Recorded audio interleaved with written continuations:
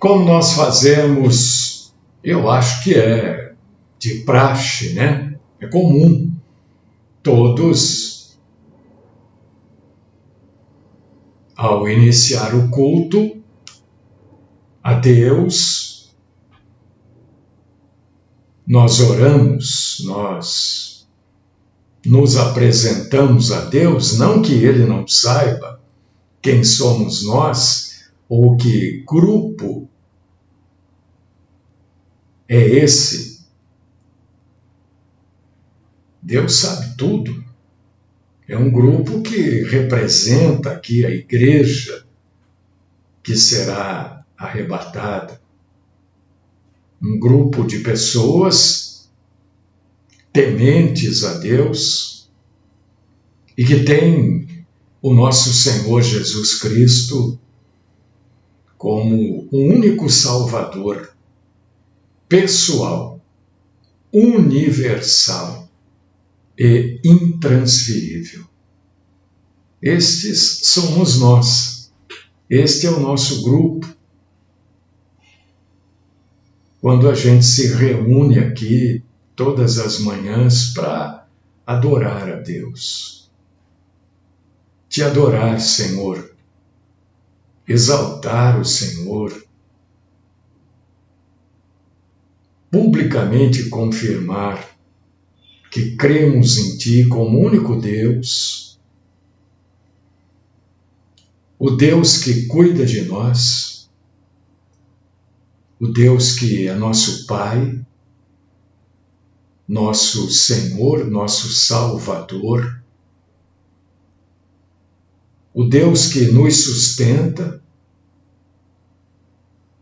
o Deus que nos ajuda a carregar os nossos fardos, fardos que a vida nos impõe, fardos que voluntariamente nos colocamos à disposição para carregar. Às vezes, nós mesmos impomos este peso a cada um de nós. Recebe-nos nesta manhã, Senhor, como adoradores do Senhor.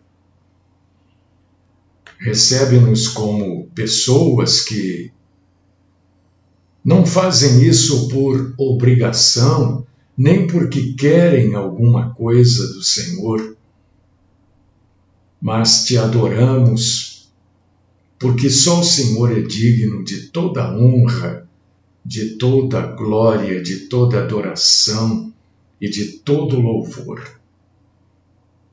Portanto, eu peço que o Senhor nos receba como servos do Senhor. Fala conosco, dá-nos, Senhor, graça, sabedoria e capacidade para as santas coisas. Livra-nos, Senhor, da mentira.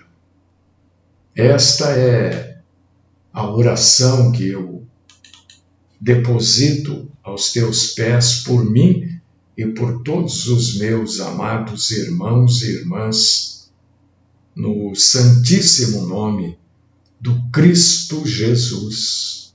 Amém.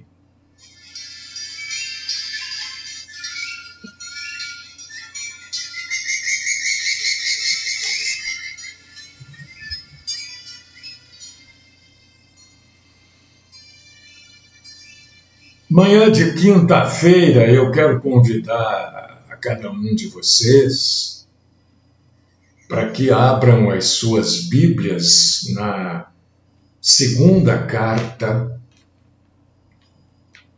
a Timóteo, capítulo 4, versículos 7 e 8. Eu gostaria de ler com vocês e falar um pouco a respeito desta passagem bíblica. 2 Timóteo, capítulo 4, versículos 7 e 8. Paulo, quando está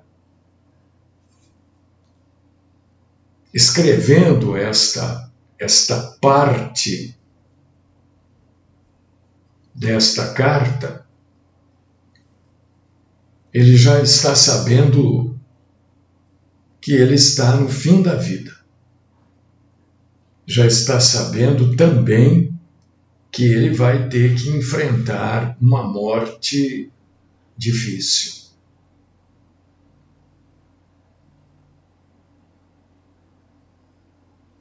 Então ele escreve a respeito do que está por acontecer com ele, um pouco, ele escreve sobre isso, e escreve também do tipo de vida que ele teve,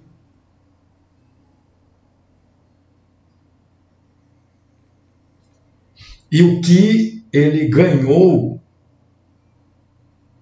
que ele recebeu de Deus durante a vida,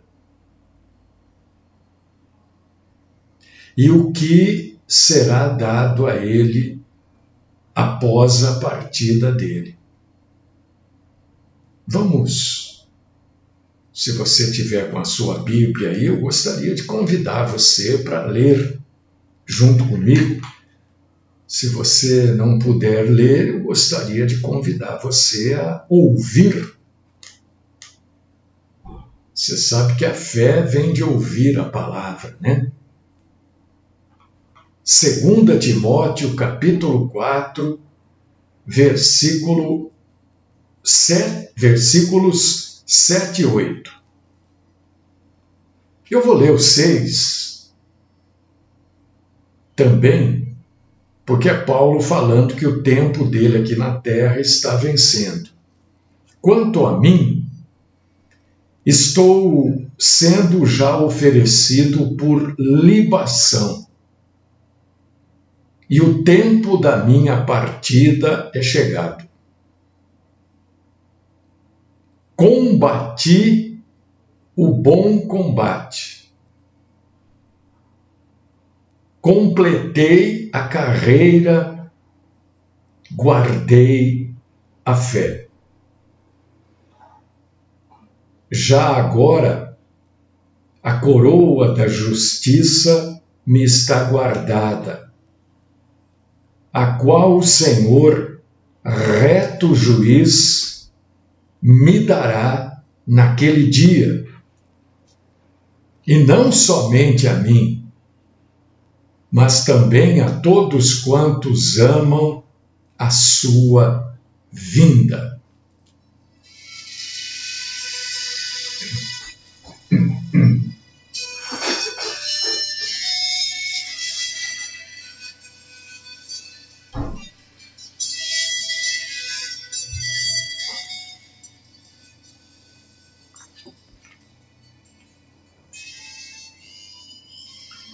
Esta passagem da Bíblia é uma passagem que reforça, não é ela reforça, a gente, para falar muita coisa, tudo que a gente fala aqui, ou quase tudo, né? A gente se fundamenta na Bíblia Sagrada. E você vê que Paulo trata a vida dele como três coisas que ele aponta aqui, como ele tratou a vida dele pós-conversão, né? Porque Paulo teve um bom período de vida em que ele era ligado essencialmente ao judaísmo. E naquela época, os do judaísmo perseguiam os cristãos. Havia uma perseguição. E Paulo era um dos que comandavam esta perseguição. Aí todo mundo sabe da história. Paulo se converte, entende o erro que estava praticando e passa a pregar Cristo, passa a ensinar Cristo, né? E daí para frente a vida de Paulo muda, não é verdade? E o interessante aqui, amados irmãos e queridas irmãs, é que Paulo usa nesta passagem termos que nos fazem entender o que é a vida. Você, obviamente, já me ouviu pregar contra várias coisas que são alardeadas como bênção, como deve ser a vida de um cristão, né? Porque, lendo a Bíblia Sagrada, a gente vê que essas coisas, na verdade, não são prometidas na Bíblia. E a vida, de uma maneira geral, ela não é assim como uma grande maioria promete. E lendo esta passagem aqui, 2 Timóteo 4, 7 e 8, a gente observa exatamente como é a nossa vida. Exatamente, a nossa vida não é fácil. A nossa vida, ninguém tem vida fácil. Absolutamente ninguém. Paulo usa 3 termos aqui que são fáceis da gente, lendo e entendendo o que ele está falando, definir que isto é a vida de qualquer pessoa. Paulo trata, por exemplo, a vida dele como alguém que estava em combate. Combate. Luta. Combate, querido irmão e querida irmã, é conflito. Isso que é combate. Combate é alguém contra alguém. Ou contra outrem. A nossa vida é um combate diário. A Bíblia, em outro lugar, diz que a nossa luta, não é contra a carne ou sangue, mas contra os principados, né? Está falando de combate, a nossa luta, a nossa vida é luta. Quem promete diferente disso, está prometendo coisas que a Bíblia não promete. Nem todo combate é bom. Quantas vezes a gente tem na nossa vida alguns combates, alguns conflitos, algumas lutas que não são boas. A gente poderia ter evitado. A gente não precisava ter criado. Né? Quantos combates não valem a pena? Quantos combates nós temos? E aí cada um vai se autoanalisar, cada um vai buscar na sua vida esse tipo de coisa. Olha, eu estou passando por isso, por causa disso, disso e disso. Porque eu fiz isso, porque eu falei aquilo, porque eu agi de maneira errada, porque eu usei de futilidades. Eu estou passando por isso nesta vida por motivos egoístas. Isso não é só você, isso é comigo, isso é todo mundo. Porque a vida é uma luta. A vida é um combate.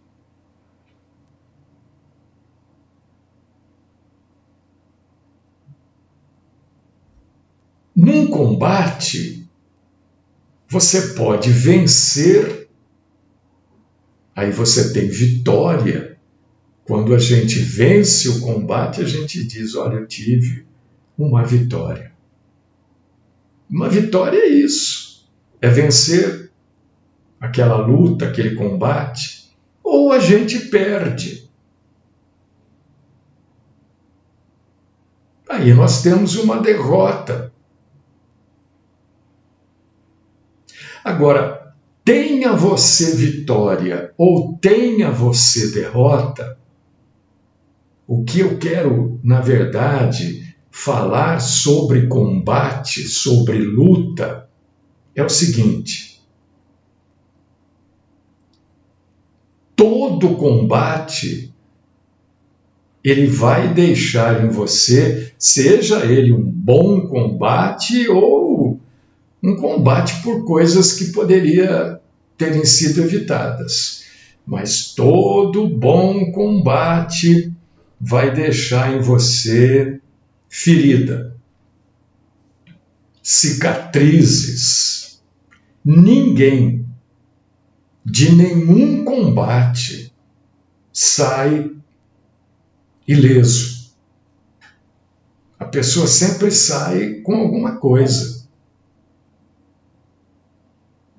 Ninguém entra numa luta e num combate e sai sem uma poeira, sem um machucado. Alguma coisa você vai arrastar desse combate para você. E aí depende de cada um de nós aprender ou não. E é interessante que Paulo diz aqui que ele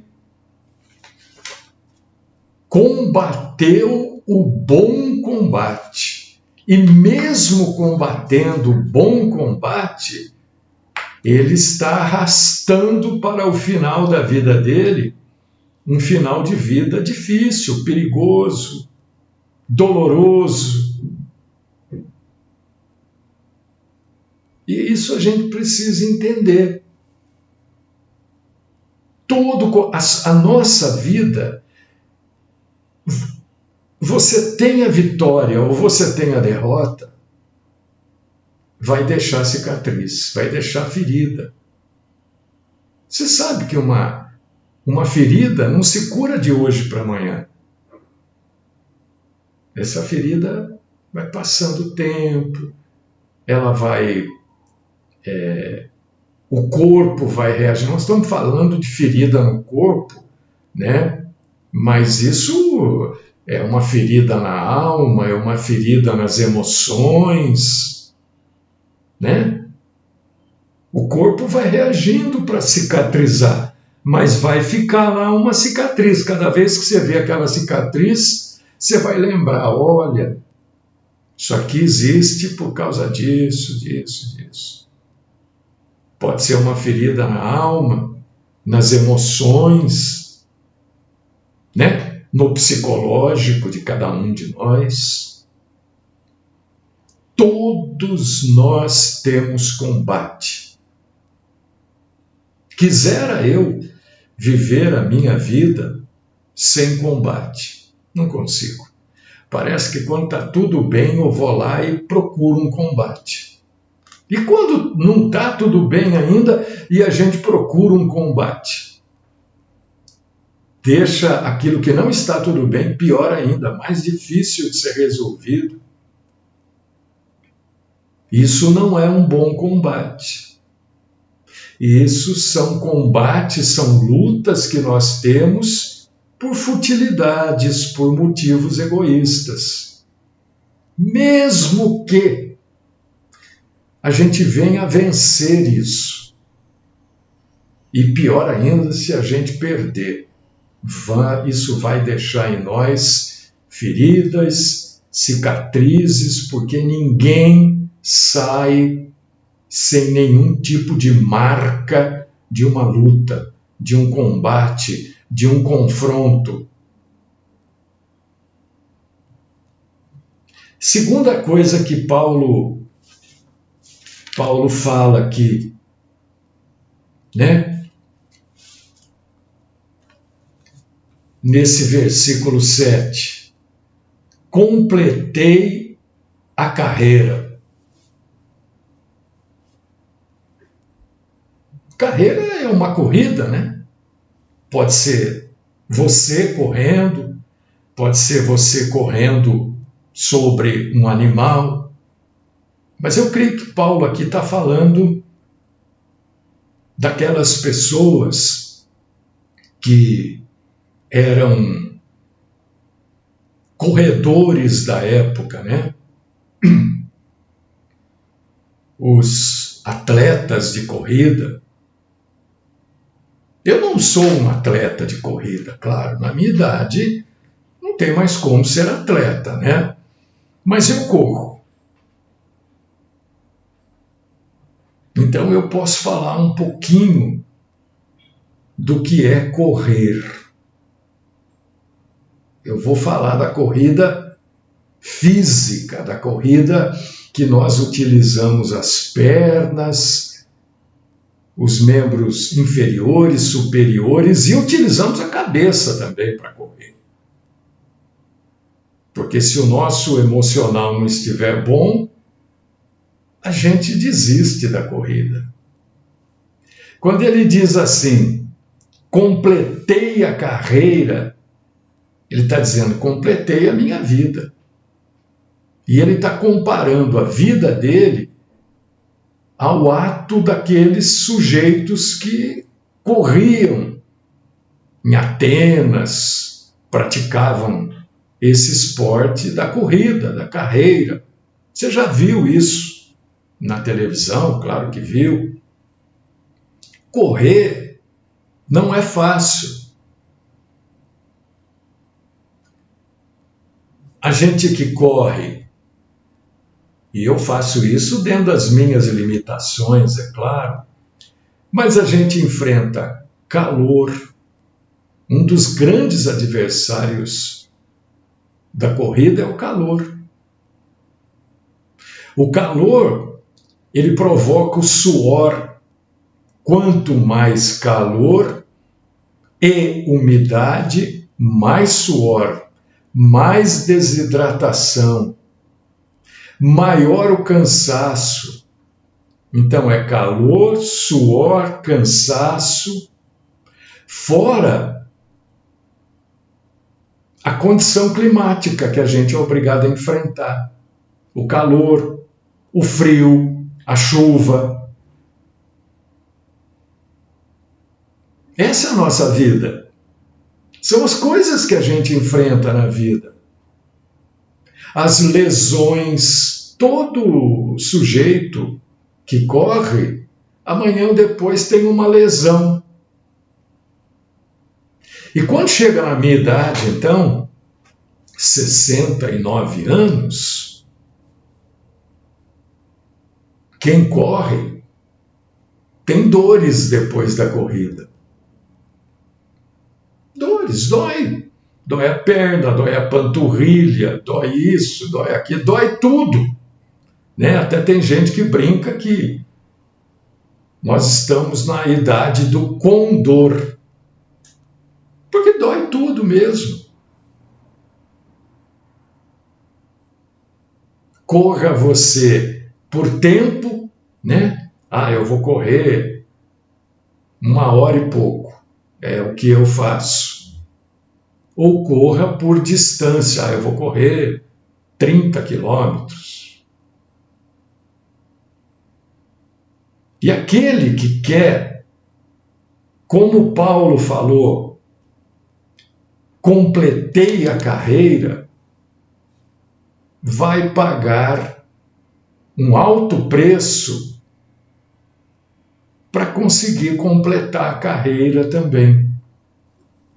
Não é preço em dinheiro, não é preço em numerário, em espécie, não é isso.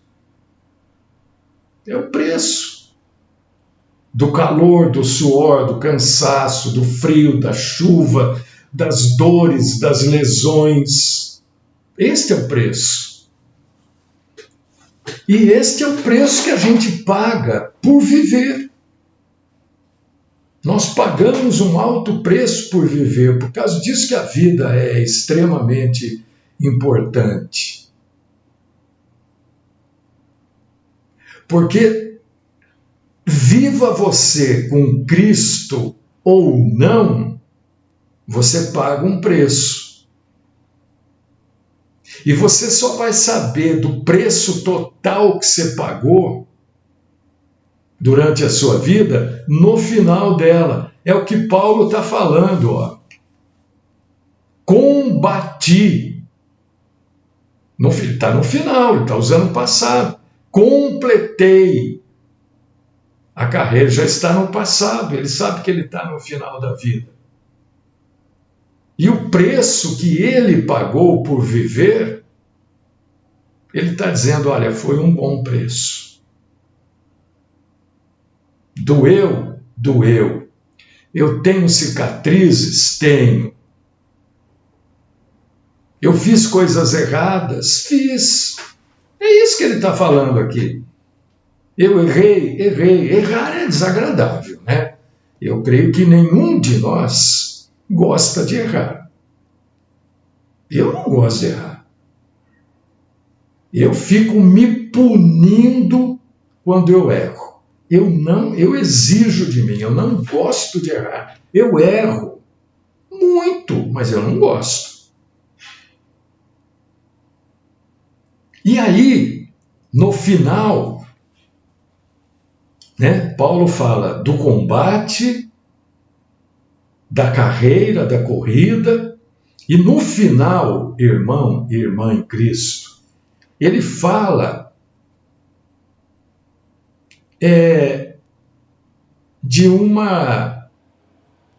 do que a gente, na verdade, recebe por viver com Cristo.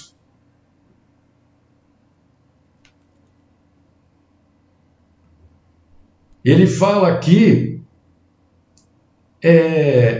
que ele teve que guardar a fé.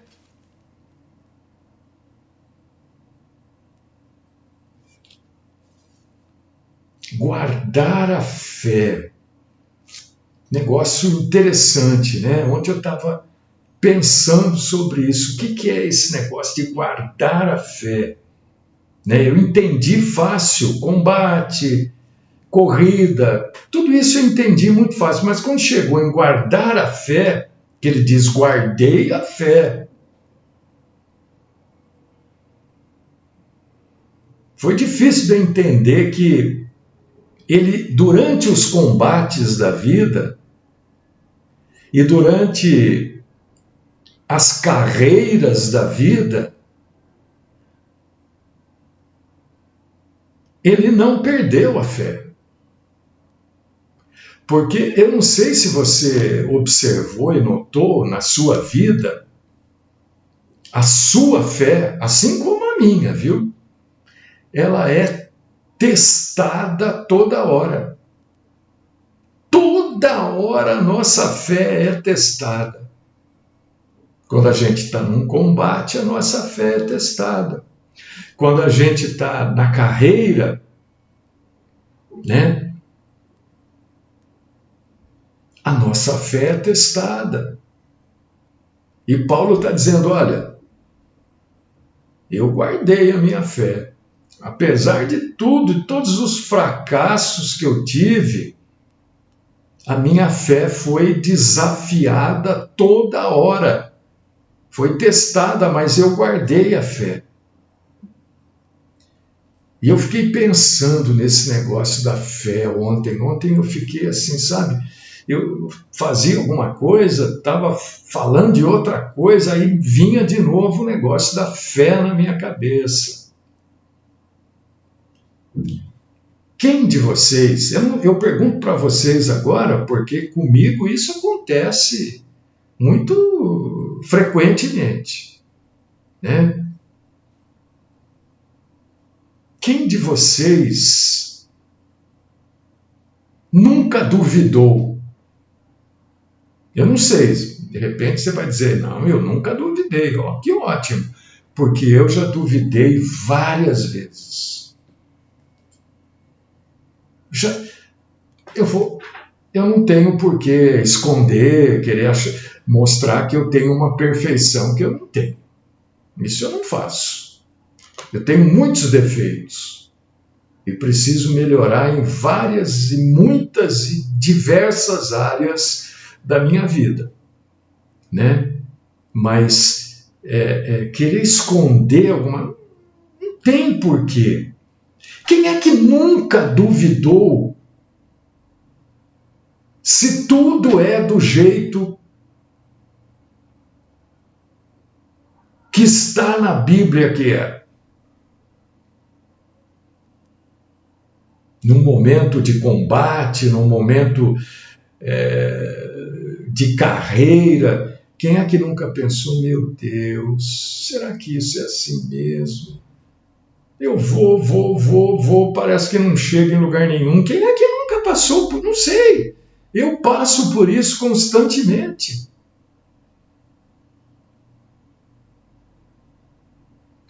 Isso, a gente pensa, por que isso acontece comigo? Por que eu não fiz diferente? Era só fazer diferente. Por que Deus deixou eu fazer desse jeito? Será que, meu Deus, será que Deus mesmo?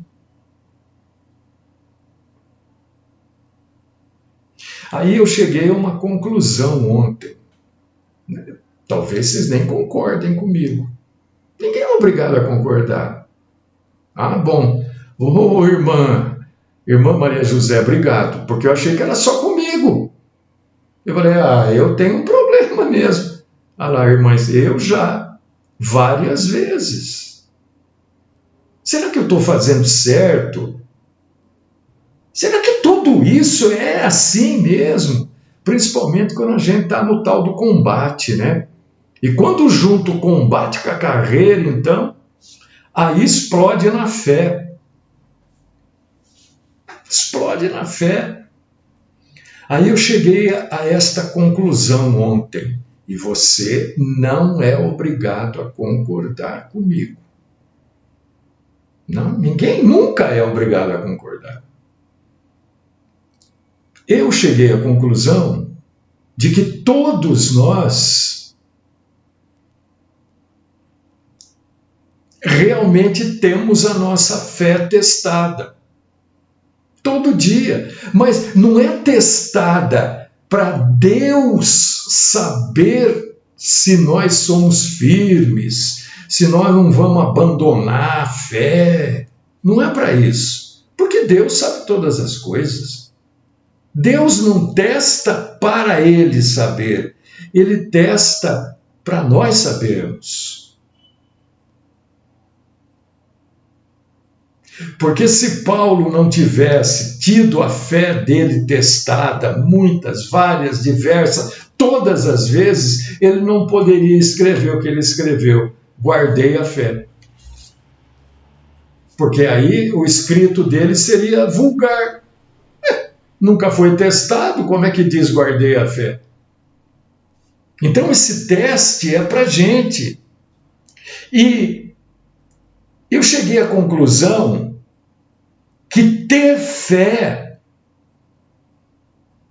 não é não ter dúvidas. Ter fé é seguir com a fé, apesar de ter dúvidas.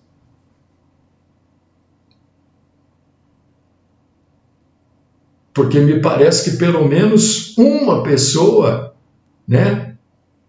Foi quem escreveu, talvez todo mundo, não sei, mas pelo menos uma irmã, né? Também às vezes fica pensando, meu Deus, será que eu estou fazendo certo? Será que isso é assim? Será que tudo isso não é uma perda de tempo? Será que... Não. Eu acho que todo mundo. João Batista, aí eu fui lembrando, né? Porque a gente começa a falar do assunto, as coisas começam a vir à nossa mente.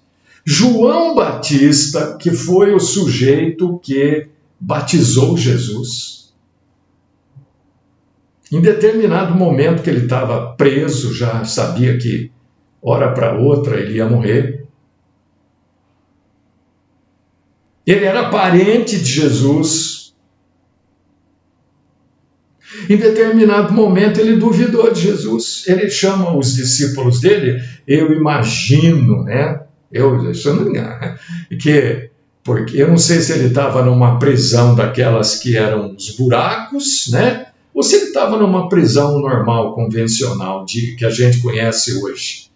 Porque grande parte das prisões da época eram buracos e o sujeito era jogado lá dentro.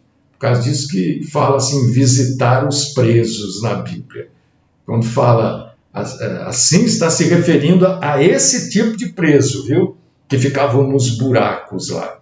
Bom, enfim, João Batista, em determinado momento, fala para os seus discípulos, olha, vai lá, eu não posso sair daqui, mas dá um pulinho lá, vê lá, pergunta para Jesus se ele é mesmo o Messias.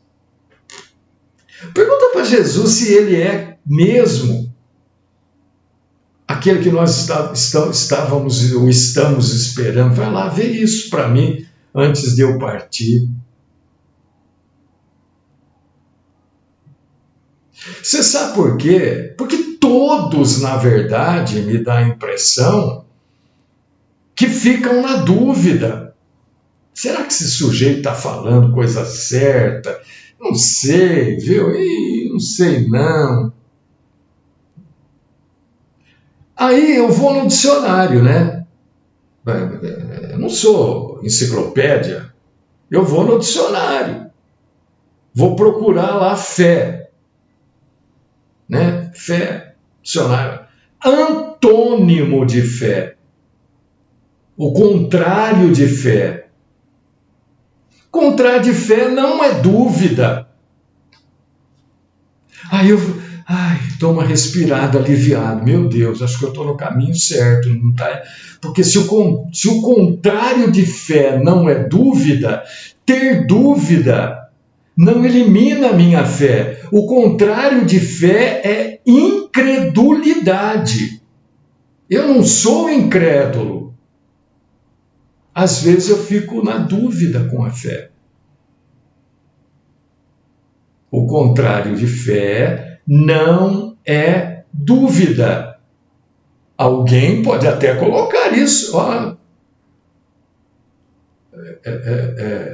O contrário, antônimo de fé, dúvida. Alguém pode colocar. Mas não é o antônimo, o contrário de fé é incredulidade. Nós não somos, quando a gente tem dúvida, não quer dizer que a gente é incrédulo. Quer dizer que nós somos humanos, carne, fracos. E esta fraqueza é que nos leva à dúvida. E eu sempre me martirizei muito quando eu tenho dúvida. Mas eu acho que Deus me esclareceu ontem que dúvida não é o contrário de fé.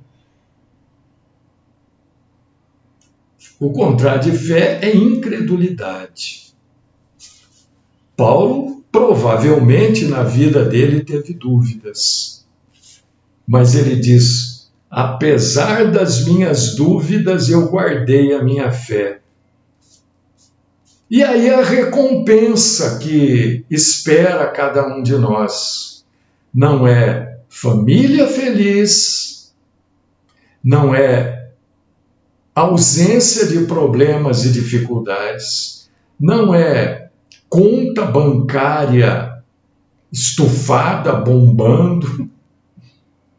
Você sabe o que o nosso Senhor prometeu para Paulo, e Paulo diz aqui que isso não é só para ele, é todos quantos amam a vinda de Jesus. O que Paulo ganhou no final? Vamos ver no versículo 8?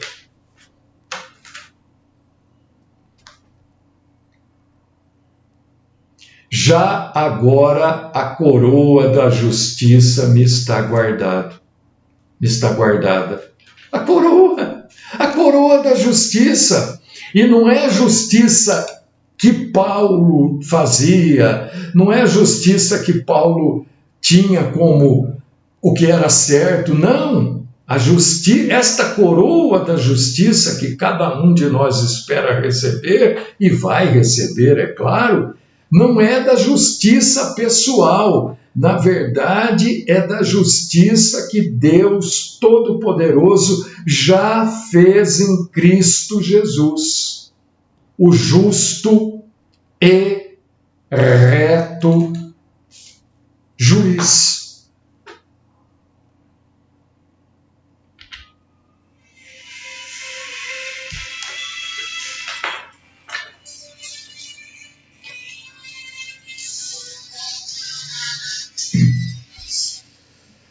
Senhor nosso Deus, nosso Pai Todo-Poderoso, quero exaltar, glorificar o Senhor nesta manhã, Senhor. O Senhor é muito bom.